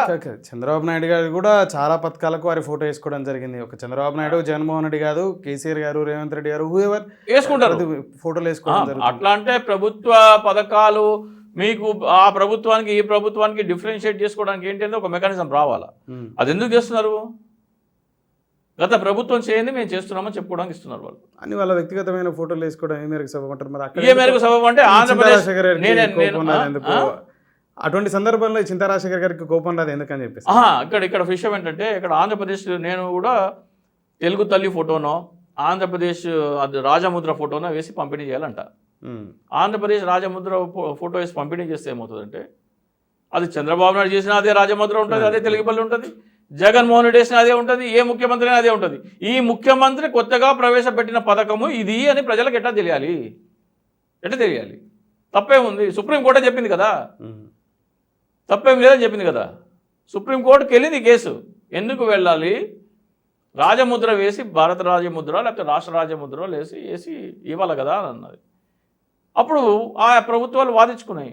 గత అన్ని ప్రభుత్వాలు చేస్తున్నాయంటే ఏ ప్రభుత్వం ఈ పథకం ఇస్తుందో, ఏ ప్రభుత్వం మాకు ఫెసిలిటీ ఇస్తుందో ఎట్లా తెలవాలి ప్రజలకి? ఫలానా ప్రభుత్వం చేసింది అని చెప్పాలంటే అలా ఫోటో ఉండాలా? తప్పేముంది? తప్పేముంది? ఆయనేమి నా ఆస్తులు రాసిస్తున్నా అంటలేడు కదా. ఈ ప్రభుత్వం ఈ సంక్షేమం అందిస్తుందని చెప్తున్నాడు. ఈ ప్రభుత్వం అంటలే, నేను ఇస్తున్నా అని చెప్పేసి అంటున్నారు. మీరు అన్నారు చూడు ఇందాక, అంటే కొన్ని పదజాలం ఉపయోగించి పవన్ కళ్యాణ్ ఈ డాష్ డాష్ అని చెప్పేసి అని, అలానే వీళ్ళు కూడా ఈ ప్రభుత్వం అని చెప్పేసి అనట్లే. నేను చంద్రబాబు నాయుడు అనేటువంటి నేను, జగన్మోహన్ రెడ్డి అనే నేను, కల్వకుంట్ల చంద్రశేఖరరావు అనే నేను, అనమల రేవంత్ రెడ్డి అనే నేను, డికే శివకుమార్ లేకపోతే సిద్ధారామయ్య అనే నేను, నరేంద్ర మోదీ అనే నేను ఇచ్చనా అని చెప్పేసి అని వాళ్ళు ప్రచారం చేసుకుంటా ఉంటారు కదా. ఉండదు అక్కడ. భారత్ సర్కార్, ఆంధ్రప్రదేశ్ ప్రభుత్వము అని ఉంటుంది. అక్కడ ఆంధ్రప్రదేశ్ ప్రభుత్వం కూడా ఉంటుంది. ఏ శాఖ ఇస్తుందో కూడా ఉంటుంది. ఏ శాఖ మంత్రి ఇస్తున్నారంటే ఆ శాఖ మంత్రి ఫోటో కూడా ఉంటుంది. సో అది ప్రభుత్వం ఇస్తున్న పథకం కింద లెక్క. ఆ ప్రజలకు తెలుసు, ఇస్తున్న నాయకులకు తెలుసు. ఇక్కడ విషయం కాదు, అది కాదు కదా. ఇక్కడ నువ్వు 500 ఇస్తే నేను 1500 జోడించి నీకు ఇన్సూరెన్స్ కడుతున్నా అని చెప్పి నువ్వు ఇచ్చే 500లో నేను మళ్ళీ 300 ఉంటా. నువ్వు చనిపోతే నీ కుటుంబానికి 5 లక్షలు చెక్ వస్తే ఇన్సూరెన్స్ కంపెనీ ఇచ్చిందని చెప్పట్లే, నేను ఇచ్చిందని చెప్తున్నా. ఇంతకంటే మాదర్చోత్ ఇది ఉండనే ఉండదు. నువ్వు ఇచ్చిన డబ్బుల్లో సరే ఎందుకు ఇంత లేదు, ఇది దీన్ని ఏమంటారు చెప్పండి. అంటే అమాయకమైన పిల్లలని ఏ స్థాయిలో మీరు వాళ్ళని చేస్తున్నారు? వాళ్ళు నిన్ను దోచుకుంటా, నీ కుటుంబం, నువ్వు చచ్చిపోతే నీ కుటుంబానికి ఇన్సూరెన్స్ కంపెనీ వాడు చెక్కిస్తే నేను ఇచ్చినా అని చెప్పుకోవడం అంటే, అరే నువ్వు అన్నం తింటున్నావా, పెట్ట తింటున్నావా, నా కొడక అన్నం తింటున్నావా, అశుద్ధం తింటున్నా, నాకు ఆవేశం వస్తుంది అట్లా. అంటే ఇంత ఫ్రస్ట్రేషన్ కాదు, ఆవేదన. ప్రజలను, అమాయకులని, పిల్లల్ని, అంటే అభంశుభం తెలియని పిల్లలు కాదు సార్. మీరు ఇందాక నాకు ఒక 20 మంది పేర్లు చెప్పుకొచ్చారు, కాపు నాయకుల పేర్లు. అంటే కాపు నాయకుడు అని చెప్పేసి అని, ఇంకా వివిధ కారణాల చేత వారు జనసేన పార్టీలో జాయిన్ అయ్యారు 19 ఎన్నికల కంటే ముందుగా అని చెప్పేసి అని. నాకు తెలిసి మీరు కూడా అదే సామాజిక వర్గానికి సంబంధించిన నాయకుడు కాపునే. నేను మీరు కూడా ఒక హోప్తో జాయిన్ అయ్యి ఉంటారు. మీకు జరిగిన అవమానం ఏంటి? కాపు కులానికి సంబంధించిన ప్రతినిధి తప్పిది. జనసేన పార్టీలో ఉండంగా కాపులకు రిజర్వేషన్ అవుతున్న వ్యక్తి నేను. జనసేన పార్టీలో ఉండంగా కాపులకి రిజర్వేషన్ వస్తే దేశవ్యాప్తంగా అన్ని కులాలు అడుగుతాయి. మరాఠాలు, గుజ్జర్లు, జాట్లు, వీళ్ళందరూ అడుగుతారు ఇప్పుడు కాబట్టి మీరు కానీ జెడి లక్ష్మీనారాయణ గారు కానీ తోట చంద్రశేఖర్ కానీ తర్వాత వచ్చేసి వాళ్ళందరితో నన్ను పోల్చొద్దు. కాదు, వాళ్ళు నేను పెద్దోళ్ళు, చెప్తాను. నేను చాలా చిన్న. లేదు, మీరు ఇందాక ఒక సామాజిక వర్గానికి సంబంధించిన వ్యక్తుల్ని తీసుకొచ్చారు కాబట్టి చెప్తా ఉన్నాను. మీరు కూడా అదే సామాజిక వర్గానికి సంబంధించిన వ్యక్తులు. సరే, విజ్ఞత అటు ఇటు తీసుకుంటే ర్యాంకులు లేకపోతే సమాజంలో వాళ్ళు తీసుకునే గౌరవాన్ని పక్కన పెడితే నేనేమంటా అంటే మరి ఈ సామాజిక వర్గం అంతా ఇప్పుడు మీరు చెప్పినటువంటి జనసేనలో జాయిన్ అయినటువంటి వ్యక్తులంతా గతంలో ఏ పార్టీలో లేరు, అసలు రాజకీయాలకు సంబంధించే లేరు. వీళ్ళంతా బ్యూరోక్రాట్స్ నుంచి లేకపోతే ఇంకో ఏదో వృత్తులలో ప్రభుత్వ ప్రైవేటు సంస్థలలో పనిచేసుకునే వ్యక్తులు అటువైపుగా ఒక అదే సమాజ వర్గానికి సంబంధించిన నాయకుడు వస్తా అంటే అటువైపుగా మళ్ళడానికి కులం కారణం కాదంటారా? వాళ్ళ దృష్టిలో ఏముందో నాకు తెలియదు. మీ దృష్టిలో? నా దృష్టిలో మాత్రము ఈయన ఒక స్వచ్ఛమైన నాయకుడు. కుల నాయకుడు అని కాదా? భగత్ సింగ్ కుల నాయకుడు, కాపు నాయకుడు అని కాదా? అప్పుడు అనుకోలా. ఇప్పుడు ముద్రగడ పద్మనాభం రైలు తగలబెట్టినప్పుడు ముద్రగడ పద్మనాభం దేశద్రోహి అన్నాను నేను. కాపు రిజర్వేషన్ కోసము ముద్రగడ పద్మనాభం రైలు తగలబెడితే దేశద్రోహి అన్నాను నేను. ప్రభుత్వ ఆస్తులు తగలబెట్టకూడదు. నిరసన తెలపడానికి చాలా మార్గాలు ఉన్నాయి. దేశం కంటే ఇది ఎక్కువ కాదు. ఇక్కడ నేను కాపు నాయకుడు పవన్ కళ్యాణ్ బర్త్డే నేను నాడు చేయలేదు. చాలామంది ఆ జనసేనలో ఉండగా వీడు కోవట్టు, వీడు పవన్ కళ్యాణ్ బర్త్డే పిలిస్తే రాననేటోళ్ళు ఉన్నారు. నేను పవన్ కళ్యాణ్ కోసం జనసేన పార్టీలో చేరాల. నేను ఆ భారతదేశం ఆంధ్రప్రదేశ్ రాష్ట్ర భవిష్యత్తు కోసం నేను జనసేన పార్టీలో చేరాను. నేను చెప్పిన ఏంటంటే కులాలను కలిపే ఆలోచన విధానం అంటే అన్ని కులాలకి కలిపి ఒకే చోట కార్తీక వనభోజనాలు చేసే సాంప్రదాయం తీసుకురావాలి. ఏరువాక పౌర్ణమి రోజున రైతును పూజించే సాంప్రదాయం తీసుకురావాలి. నేను చేసిన కార్యక్రమాలు ప్రత్యేక హోదా కోసం ప్రతి ఒక్కడు ఆత్మగౌరవంగా భావించి బ్యాడ్జీ ధరించాలి. రీకాల్ చట్టం, ఇవి నేను మాట్లాడింది. జనసేన పార్టీలో ఉండగా చింతా రాజశేఖర్ మాట్లాడింది ఇవి. ఇది కులం కోసమా, రాజకీయ ప్రక్షాళన కోసమా, సమాజంలో అసమానతలు తొలగించడం కోసమా, దేనికోసం? మీకు జరిగినటువంటి అవమానాలు ఏంటి అక్కడ? ఇవేవి వద్దంటాడు కదా, ఇవేవి చేద్దంటాడు.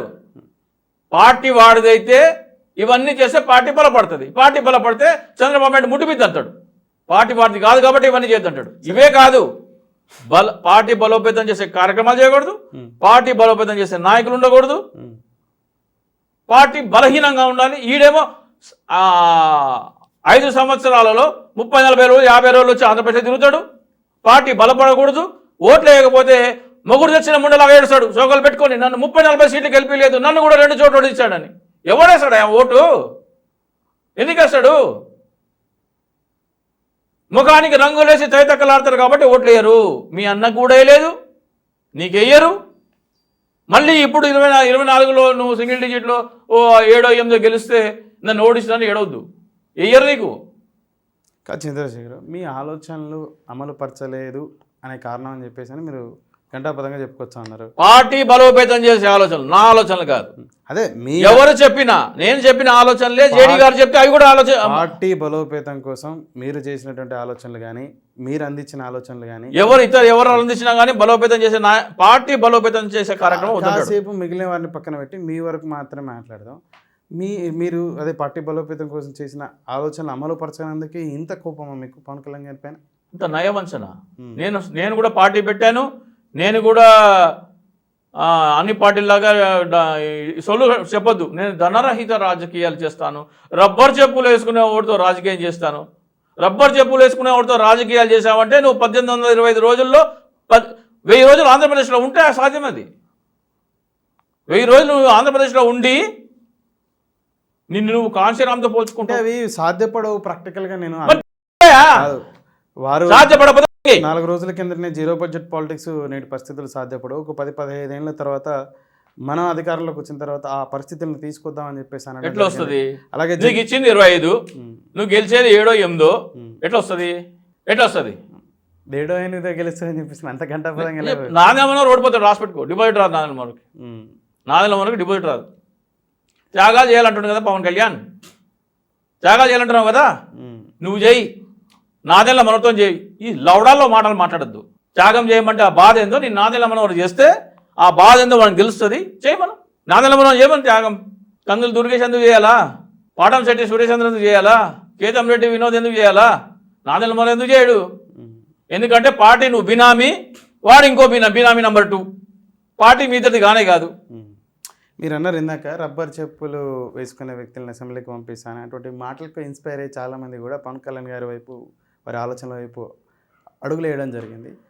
అందుకోసమని సర్పంచ్ సుదీర్ఘకాలం చేసిన నేను నా ఆస్తిని, నా భార్య ఆస్తిని, నాది 15 ఎకరాల భూమిని, నా భార్యకు వచ్చినటువంటి ఒక ఇల్లును కూడా అమ్మడం జరిగిందని చెప్పేసి సూర్యచంద్రరావు అనుకుంటే ఐ థింక్ వారు బాధని వెలిబుచ్చడం జరిగింది. దీన్ని ఎలా చూస్తారండి? చెప్తున్నా కదా, అమాయకపు మాటలు చెప్పి తడిగుడ్డతో గొంతు కోసే నయవంచకుడు పవన్ కళ్యాణ్. అత్యంత నయవంచకుడు, ప్రపంచంలో అంతకంటే మించిన నయవంచకుడు ఎవరు ఉండరు. ఆయన అంతటి నయవంచకుడు కాబట్టే భార్యలు కూడా ఆయనతో ఉండలేక వెళ్ళిపోయినారు. భార్య బిడ్డలను కూడా స్పేర్ చేయడం ఆయన. ప్రపంచంలో మనిషికి అత్యంత పిల్లలు, భార్యతో విభేదాలు ఉండొచ్చు, పిల్లల్ని ఎవరు దూరం చేసుకోరు, పిల్లల్ని కూడా దూరం చేసుకుంటాడంటే ఆయనకి అంత స్వార్థం. చాలామంది అంటారు రాజకీయాల్లో వ్యక్తిగత జీవితం తీసుకురాకూడదండి. తీసుకురావాలి ముమ్మాటికి. వాడు వ్యక్తిగత జీవితంలో తనకు ఎంతటి అవకాశవాదో, అవసరమైతే పెళ్ళాం పిల్లల్ని కూడా వదిలించుకునే రకమని తెలవాలి ప్రజలకి. కాబట్టి ప్రస్తావన తీసుకురావాలి, దాన్ని చెప్పాలి ప్రజలకి. వీడు అరే కన్న పెళ్ళాం బిడ్డల్నే వదిలేస్తాడు రా బాబు, తెలియాలి ప్రజలకు. జగన్మోహన్ రెడ్డి చేసేది కరెక్ట్ అది. సరే, 2014లో జనసేన, తెలుగుదేశం, బీజేపీ కూటమి తెల్లాయి. తర్వాత విభేదాలు వచ్చి 19లో ఒంటరిగా పోటీ చేసుకోవడం జరిగింది 3 పార్టీలు కూడా. ఇప్పుడు 24లో 3 కలిసి వస్తాయని చెప్పేసి అంటున్నారు. ఇద్దరైతే కలిసి నిన్న అభ్యర్థులను ప్రకటించింది. 3 బీజేపీ పార్టీ కూడా కలవడానికి అవకాశం ఉంది, అందుకనే కొన్ని సీట్లు ఆపారని చెప్పేసి అనేది ఉంది. మీరేమంటారు సార్? 2014 సిట్యువేషన్ వేరు, ఇప్పుడు సిట్యువేషన్ వేరు.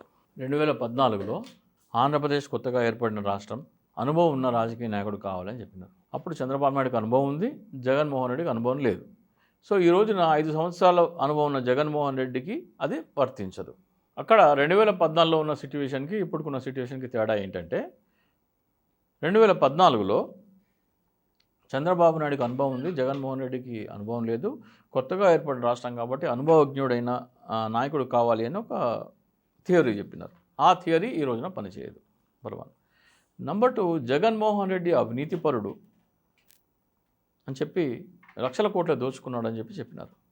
ఈరోజు వరకు అది 2014 జరిగిపోయి 10 సంవత్సరాలైనా కానీ ఈరోజు వరకు ఒకటి కూడా ప్రూవ్ కాకపోగా ఈడీ ఒక్కొక్కటి కేసు రిలీజ్ చేసిస్తుంది. నా ఆస్తులన్నీ ఈ కేసు నిలబడలేదని ఒక్కొక్క కేసు నుంచి బయటపడుతున్నారు. సో అవినీతి ఆరోపణలు అనేది మెల్లిమెల్లిగా డైల్యూట్ అయిపోయినాయి. 10 సంవత్సరాలు ప్రూవ్ కాకపోవటం పోగా ఒక్కొక్కటి కేసు కొట్టేసుకుంటూ పోతున్నారు. సో జగన్మోహన్ రెడ్డి అవినీతి పరుడు కాదు అని కడిగిన ముత్యంలాగా నెమ్మదిగా కడిగిన ముత్యంలాగా బయటకు వస్తున్నాడు. 3వది చంద్రబాబు నాయుడు అవినీతి పరుడు అనేది కొత్తగా వచ్చింది. ఇక చాలామంది అనొచ్చు జగన్మోహన్ రెడ్డి అవినీతి పరుడు కాదు, చంద్రబాబు నాయుడు అవినీతి పరుడు అని ఎట్లా అంటారని. జగన్మోహన్ రెడ్డిది, చంద్రబాబు నాయుడుది 2 డిఫరెంట్ కేసులు. ఇది చాలా ప్రజలు తెలుసుకోవాలా. జగన్మోహన్ రెడ్డి గారి మీద ఉన్న అభియోగం ఏంటంటే, జగన్మోహన్ రెడ్డి గారు తండ్రి ముఖ్యమంత్రి కాబట్టి జగన్మోహన్ రెడ్డి చేస్తున్న వ్యాపారంలో వేలాది మంది కోట్లుగా పెట్టుబడులు పెట్టారు అని. జగన్మోహన్ రెడ్డి సాక్షి పేపర్ పెట్టారు, భారతీయ సిమెంట్స్ పెట్టారు. దాంట్లో పెట్టుబడుల వెలువ వచ్చింది ఎందుకంటే వాళ్ళ నాన్న ముఖ్యమంత్రి కాబట్టి అనేది. అంటే వాళ్ళ నాన్న లంచం తీసుకోలేదు, జగన్మోహన్ రెడ్డి లంచం తీసుకోలేదు, జగన్మోహన్ రెడ్డి కంపెనీల్లోకి పెట్టుబడులు వచ్చాయనేది అభియోగం. అది నిరూపించాలా. చంద్రబాబు నాయుడు కాదు, ప్రభుత్వ ఖజానా నుంచి డైరెక్ట్గా డబ్బులు డ్రా చేసి దొంగ కంపెనీలకు మళ్ళీ ఇచ్చాడు, డైరెక్ట్ ఖజానా నుంచి లూటీ చేశాడు. ఇక్కడ ఏంటి ఒక అజంప్షన్, ఈయన ఈ పని చేసినందుకు ఈ లబ్ధి వీళ్ళు చేకూర్చారు అనేది ఆ 2 ప్రూవ్ చేయడం కష్టం. ఉదాహరణకి దాన్ని ఎట్లా చెప్పాలంటే, పవన్ కళ్యాణ్ ఒక సినిమా తీసినాడు భీమ్లా నాయక్. భీమ్లా నాయక్ అనే సినిమా తీస్తే దాని రీమేక్ వచ్చి కేరళలో అయ్యప్పనం కోశ్యం. ఆ సినిమా 2 కోట్లలో అయిపోయింది. ఆ సినిమా హీరోకి 20 లక్షలు రెమ్యునరేషన్. అదే సినిమా తెలుగులో రీమేక్ చేస్తే పవన్ కళ్యాణ్కి 70 కోట్లు ఇచ్చినారు. 20 లక్షల నుంచి 70 కోట్లు ఎందుకు ఇచ్చినారు? 20 కోట్లలో పని అయిపోతుంది కదా. ఎందుకు ఇచ్చినారంటే ఆ ప్రొడ్యూసర్ ఏం చెప్తారు, నా ఇష్టం అంటాడు. జగన్మోహన్ రెడ్డి పెట్టుబడులు పెట్టిన వాళ్ళలో ఇన్వెస్టర్లు అడిగితే నువ్వు ఎందుకు పెట్టుబడినావంటే నా ఇష్టం, అది నా ఇష్టం. నువ్వు నష్టపోతున్నా లాభపోతున్నా అనేది నేను ఒక పెట్టుబడి ఎందుకు పెట్టాను, అక్కడ లాభం వస్తా లేదని నా ఇష్టం. అది నీకు మీ నాన్న మీకు ఈ మేలు చేశాడు కాబట్టి నువ్వు పెట్టావు అంటే దీనికి సంబంధం లేదని చెప్తాను. ప్రూవ్ చేయడం కష్టం. జగన్మోహన్ రెడ్డిది అజంప్షన్, ఊహాజనితమైన ఆరోపణ. 16 నెలలు జైల్లో ఉంచారంటే అన్ని కేసులు ఒకటి తర్వాత ఒకటి ఒకేసారి అన్నీ ఇలా ఒక దాంట్లో బెయిల్ 90 డేస్ కంటే ఎక్కువ జైల్లో ఉంచడానికి వీల్లేదు. సో 90 డేస్ అయిపోయింది ఒక కేసు వేసి, బెయిల్ నుంచి బయటికి రావాలి కదా, 85th డే ఇంకొక కేసు వేసేవాళ్ళు. అది కూడా మళ్ళీ 90 days అవుతుందనగా మళ్ళీ 5 రోజుల ముందర ఇంకో కేసు వేసేవాళ్ళు. అట్లా బెయిల్ రాకుండా 16 నెలలు కుట్రపూరితంగా ఒక విధంగా చట్టంలో ఉన్న లొసుగుని వాడుకొని కుట్రపూరితంగా జైల్లో ఉంచారు. చంద్రబాబు నాయుడికి ఆరోగ్యరీత్యా టక్మన్ బెయిల్ వచ్చింది. చంద్రబాబు నాయుడు దోపిడీ డైరెక్ట్గా ప్రభుత్వ ఖజానాకి బొక్కబెట్టాడు. స్కిల్ డెవలప్మెంట్ కేసు డబ్బులు ఎక్కడి నుంచి డ్రా అయినాయి? ప్రభుత్వ ఖజానా నుంచి డ్రా అయినాయి. అవి కొన్ని కంపెనీలకు పోయినాయి. ఆ కంపెనీల నుంచి డైరెక్ట్గా చంద్రబాబు నాయుడు కంపెనీ చేతిలోకి ఇచ్చిన ఆధారాలు ఉన్నాయి. చంద్రబాబు నాయుడుకి చేరినాయని. డబ్బు ఖజానా నుంచి ట్రాన్స్ఫర్ అవుతుంది. ఇక్కడ వైఎస్ జగన్మోహన్ రెడ్డి మీద ఆరోపణలు ఖజానా నుంచి ఎక్కడ ట్రాన్సాక్షన్ లేదు. ప్రైవేట్ వ్యక్తులు ఆయన కంపెనీలో పెట్టుబడులు పెట్టినారు. పెట్టుబడులు ఎందుకు పెట్టినావయ్యా అంటే మీ నాన్న నీకు హెల్ప్ చేసినాడు కాబట్టి పెట్టినావు అనేది ప్రభుత్వ ఆరోపణ. అందుకనే 10 సంవత్సరాలైనా 14 సంవత్సరాలైనా కేసు రుజువు కావట్లేదు. ఒకటి కేసు ఆధారాలు లేవు కాబట్టి కొట్టేస్తున్నారు. సో ఇవన్నీ జరిగిన తర్వాత జగన్మోహన్ రెడ్డి మీద ఉన్న ఆరోపణలు నిలబడవు. చంద్రబాబు నాయుడు మీద ఆరోపణలు ఖచ్చితంగా రుజువు అవుతాయి. సో ఈ రోజున ఆ 14 సిట్యువేషన్ లేదు. ఈ రోజున పవన్ కళ్యాణ్ ఒక బినామీ అని ప్రజలకు చాలామందికి అర్థమైపోయింది. పవన్ కళ్యాణ్ పార్టీ పెట్టింది చాలామందికి అర్థమైపోయింది. 25 సీట్లు తీసుకున్న తర్వాత చాలామందికి ఈ పార్టీ ఇది కాదని అర్థమైపోయింది. అచ్చా ఇంకోటి లేదు ఇంకొకటి భారతీయ జనతా పార్టీ ఆ రోజున మేము అధికారంలోకి వస్తే మీకు ప్రత్యేక హోదా ఇస్తామంది. ఎప్పుడు 2014లో. ఇప్పుడు పోమంటుంది. భారతీయ జనతా పార్టీ మీద ఆగ్రహం ఉంది. ఆ రోజున కాంగ్రెస్ మీద ఆగ్రహం ఉంది. భారతీయ జనతా పార్టీ మీద నమ్మకం ఉంది. ఈ రోజున కాంగ్రెస్ మీద ఆగ్రహం ఉంది, బీజేపీ మీద కూడా ఆగ్రహం ఉంది. సో ఈ మూడు కలిస్తే ఆ రోజున సిట్యువేషన్ రాదు. ఇంకొక విషయం చెప్తున్నా, భారతీయ జనతా పార్టీతో పొత్తు పెట్టుకుంటే మైనార్టీ ఓట్లు పోతాయి. తెలుగుదేశం దగ్గర జనసేన దగ్గర కొన్ని మైనార్టీ ఓట్లు ఉంటాయి, క్రిస్టియన్ అండ్ ముస్లిం ఓట్లు ఉంటాయి. వీళ్ళకి బీజేపీ అంటే గిట్టదు. ఎప్పుడైతే వీళ్ళు బీజేపీతో పొత్తు పెట్టుకున్నారో ఈ ముస్లిం అయిన టీడీపీకి అనుకూలమైన ముస్లిం అండ్ క్రిస్టియన్ ఓటర్లు ఆటోమేటిక్గా వైసీపీకి వెళ్ళిపోతారు. 20% Muslim and Christian minority vote ఉందనుకోండి, 15% జగన్మోహన్ రెడ్డి దగ్గర ఉందనుకున్నాం, ఓన్లీ 5% టీడీపీ జనసేన దగ్గర ఉందనుకున్నాం. ఈ 5% ఎప్పుడైతే బీజేపీతో పొత్తు పెట్టుకున్నారో ఈ 5% కూడా వైసీపీకి వస్తుంది. ఇది తెలుసు ఎవరికి? చంద్రబాబు నాయుడు తెలుసు, పవన్ కళ్యాణ్ తెలుసు. బీజేపీతో పొత్తు పెట్టుకుంటే ఇంకా 10-15 సీట్లు ఎక్కువ నష్టపోతామని తెలుసు వాళ్ళకి. అయినా కానీ పొత్తు ఎందుకు పెట్టుకుంటున్నారు? ఇక్కడ చాలా ఇంపార్టెంట్ విషయం. పొత్తు పెట్టుకున్నది గెలవడానికి కాదు. చంద్రబాబు నాయుడు, పవన్ కళ్యాణ్ ఈ ఎన్నికలలో ఘోరమైన ఓపిడి నేల నాకిస్తున్నాడు జగన్మోహన్ రెడ్డి. వాళ్ళకి తెలుసు ఘోరమైన పరాజయం తప్పదని తెలుసు. బీజేపీతో పొత్తు ఎందుకు పెట్టుకుంటున్నారంటే ఎన్నికల తర్వాత చంద్రబాబు నాయుడు మీద మళ్ళీ జైలుకి వెళ్ళే పరిస్థితి నుంచి కాపాడుకోవడం కోసం పెట్టుకుంటున్నారు. బీజేపీ గుడ్ బుక్స్లో ఉంటే అయ్యా బాబు అని కాళ్ళు భారం ఆడి ఏదో తీసుకునే ప్రయత్నం చేయొచ్చు అని. పురంధరేశ్వరిని ఎంపీగాను గెలిపిస్తే, లేకపోతే అవకాశం ఉంటే చంద్రబాబు నాయుడు కూడా ఎంపీగా పోటీ చేయొచ్చు. చూడండి మీరు, అవకాశం ఉంటే చంద్రబాబు నాయుడు 50-60% పోటీ చేస్తారు. లేకపోతే పురంధరేశ్వరిని లోక్సభకు పంపిస్తే కేంద్ర మంత్రి పదవి తీసుకుంటే ఆమె పైరవీ చేయడానికి ఉంటుంది. అందుకోసం కావాలి వాళ్ళకి బీజేపీతో పొత్తు, గెలవడానికి కోసం కాదు. బీజేపీతో పొత్తు పెట్టుకుంటే సంకనాకిపోతారు ఏపీలో ఎవడైనా సరే, భస్మాసుర హస్తం అది. అయినా కానీ పొత్తు ఎందుకు పెట్టుకుంటారంటే ఈ కేసులు, బెయిల్లు, అరెస్టులు తప్పించుకోవడం కోసం. మీరు మైనార్టీ క్రిస్టియన్ ఓటు ఏదైతే ఉందో పోతుంది అని చెప్పేసి అన్నారు. అది అటువైపు జగన్మోహన్ రెడ్డి వైపు మళ్ళుతుంది, వీళ్ళు పొత్తు పెట్టుకుంటే అన్నారు. ఇప్పుడు 14% ఆయన వైపు ఉంది అంటారు. 14లో మరి ఇట్లా పొత్తు పెట్టుకుంటే అప్పుడు వీరి వైపే కన్సల్టేట్ అయ్యి గెలిచారు కదా. ఎవరు? ఇదే టీడీపీ జనసేన. టీడీపీ జనసేన అంటే టీడీపీకి అనుభవం ఉన్న నాయకుడు ఒకటి పనిచేసింది, ఇప్పుడు అది పనిచేయదు. బీజేపీ మీద వ్యతిరేకత ఉన్నప్పటికీ కాంగ్రెస్ రాష్ట్రాన్ని విడదీస్తుందనే కోపం, బీజేపీ మీద న్యాయం చేస్తుందనే ఒకటి సాఫ్ట్ కార్నర్ ఉన్నది, పవన్ కళ్యాణ్ ఫ్యాక్టర్ ఉన్నది. ఇన్ని కలిపినా కానీ 1.5% ఓటుతోనే గెలిచినారు. ఎన్ని కలిపినా కానీ గెలిచింది 1.5% ఓటుతోనే. ఇక్కడ 10% ఓటుతో కాదు. కూడదని పార్టీ ఇది కాదని కదా నేను చెప్పేది. పార్టీని నువ్వు ఉద్దేశపూర్వకంగా బలహీనంగా వస్తున్నావు. పార్టీ నుంచి 25 మంది నాయకులను నువ్వు పెద్ద నాయకులను బయటికి పంపించేసినావు. బలోపేతం చేసే కార్యక్రమాలు చేయవు. రాష్ట్రంలో నువ్వు 50 రోజులకు మించి లేవు. ఎందుకు చేసావు ఇవన్నీ? బలహీనంగా ఉండాలి కాబట్టి. దొంగ నాటకాలు ఎందుకు ఆడతావు? వాళ్ళకి అంత గెలిచే సామర్థ్యం లేదా అంటావు. నిజమే, గెలిచే సామర్థ్యం ఉండకూడదనే కదా నీ ఉద్దేశము.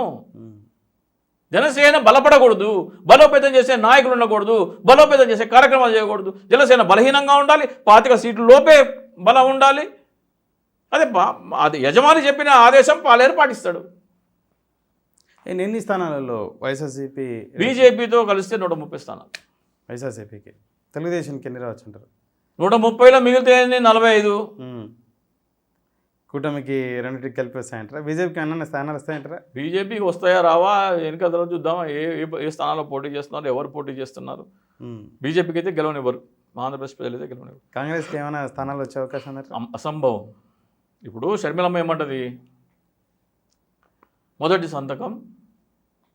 మొట్టమొదటి సంతకం ప్రత్యేక హోదా మీద పెడితే కాంగ్రెస్ పార్టీ అధికారంలోకి వస్తాయి అన్నట్టు. కాంగ్రెస్ పార్టీ అధికారంలోకి వస్తే ప్రధానమంత్రి రాహుల్ గాంధీ పెట్టబోయే మొట్టమొదటి సంతకం దేని మీద అంటున్నారు వాళ్ళు? ప్రత్యేక హోదా ఫైల్ మీద అన్నారు. అది రాహుల్ గాంధీకి తెలుసా? సోనియా గాంధీకి తెలుసా?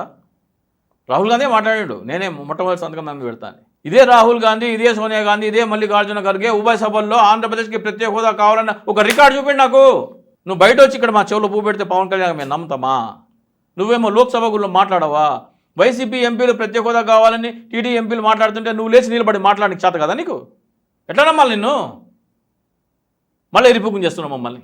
ఆంధ్రప్రదేశ్ అంటే ఏ అంటే ఎర్రి పి అంటే పూకు కాదు, నమ్మనికి ఏది పడితే అది నమ్మనికి. సో బీజేపీకి కాంగ్రెస్ని నమ్మే పరిస్థితి లేదు. జీరో అంటారు వాళ్ళకి. 0. 170 స్థానాలు డిపాజిట్లు రావంటారా? 100 కంటే ఎక్కువ వస్తే మహా గొప్ప. డిపార్ట్కి పోయినాను 2 జాతీయ పార్టీలకి. షర్మిల గారి పోటీ చేసిన స్థానాల్లో ఎలా ఉండబోతుంది? పులివెందుల నుంచి పోటీ చేయొచ్చు అంటారు. షర్మిల గారు పెద్ద బ్లండర్ చేస్తున్నారు. ఆమె ఆంధ్రప్రదేశ్ హక్కుల కోసము బీజేపీ మీద మోడీ మీద పోరాడకుండా ఆమె జగన్మోహన్ రెడ్డి మీద పోరాడుతున్నారు. ఎప్పుడైతే ఆమె జగన్మోహన్ రెడ్డి మీద పోరాడో ఆమె చంద్రబాబు నాయుడు వదిలిన బాణమే అయిపోయింది. అంతేంటారు. ఆంధ్రప్రదేశ్ రాష్ట్ర హక్కుల కోసం పోరాడితే గణనీయమైన 3 నుంచి 4% నుంచి 5% దాకా ఓటు బ్యాంక్ తీసుకెళ్లే అవకాశం ఉన్న అద్భుతమైన అవకాశాన్ని ఆమె చేజార్చుకుంటా అనవసరంగా జగన్మోహన్ రెడ్డి గారి మీద ఆమె విరుచుకుపడుతున్నారు. ఎప్పుడైతే జగన్మోహన్ రెడ్డి గారి మీద విరుచుకుపడ్డారో ఆమె చంద్రబాబు నాయుడు వదిలిన బాణం అయిపోతుంది. నా మొదటి ప్రశ్న అలాగే చివరి ప్రశ్న, చింతా రాజశేఖర్ పొలిటికల్ అనలిస్టా, వైఎస్ఆర్సీపీ కార్యకర్తనా, నాయకుడా, ఏంటి? చింతా రాజశేఖర్ పొలిటికల్ అనలిస్ట్ ఈ రోజు వరకు. వైఎస్ఆర్సీపీ నాయకుడు కాదు. వైఎస్ఆర్సీపీ నా సభ్యత్వమే లేదు నా దగ్గర. కార్యకర్త కాదు, నాయకుడు కాదు. నాయకుడు కాదు, సింపథైజర్ కూడా కాదా? సింపథైజర్ ఒక విధంగా. రాష్ట్రానికి మేలు చేస్తున్న కార్యక్రమాలు చేస్తున్నారు. ముఖ్యంగా చిన్న పేద పిల్లల కంటే ప్రభుత్వ పాఠశాలలో చదివే నిరుపేద కుటుంబాల పిల్లలు, జిల్లా హెడ్ క్వార్టర్స్ కూడా చూస్తామా లేదా అనుకున్న పిల్లలని రాష్ట్రాన్ని దాటించి దేశం దాటించి ప్రపంచ అధ్యక్షులు ప్రసంగించే వేదిక పైన మాట్లాడించిన జగన్మోహన్ రెడ్డికి చింతా రాజశేఖర్ సెల్యూట్. ఆరోగ్యశ్రీని 5 లక్షల నుంచి 25 లక్షలకు పెంచినందుకు చింతా రాజశేఖర్ సెల్యూట్. ప్రత్యేక హోదా గురించి మాట్లాడమంటే పిసుక్కునే నాయకులందరూ నరేంద్ర మోడీ సమక్షంలో విశాఖపట్నం సభలో ఆంధ్రప్రదేశ్ ప్రయోజనాల కంటే ఏది ముఖ్యం కాదు, కాబోదు, కాజాలదు అని దిక్కులు పిక్కటిల్లేలాగా మాట్లాడగలిగే ధైర్యవంతుడు జగన్మోహన్ రెడ్డి కాబట్టి జగన్మోహన్ రెడ్డికి సెల్యూట్. కాబట్టి వైసీపీకి సింపథైజర్. Fine, thank you.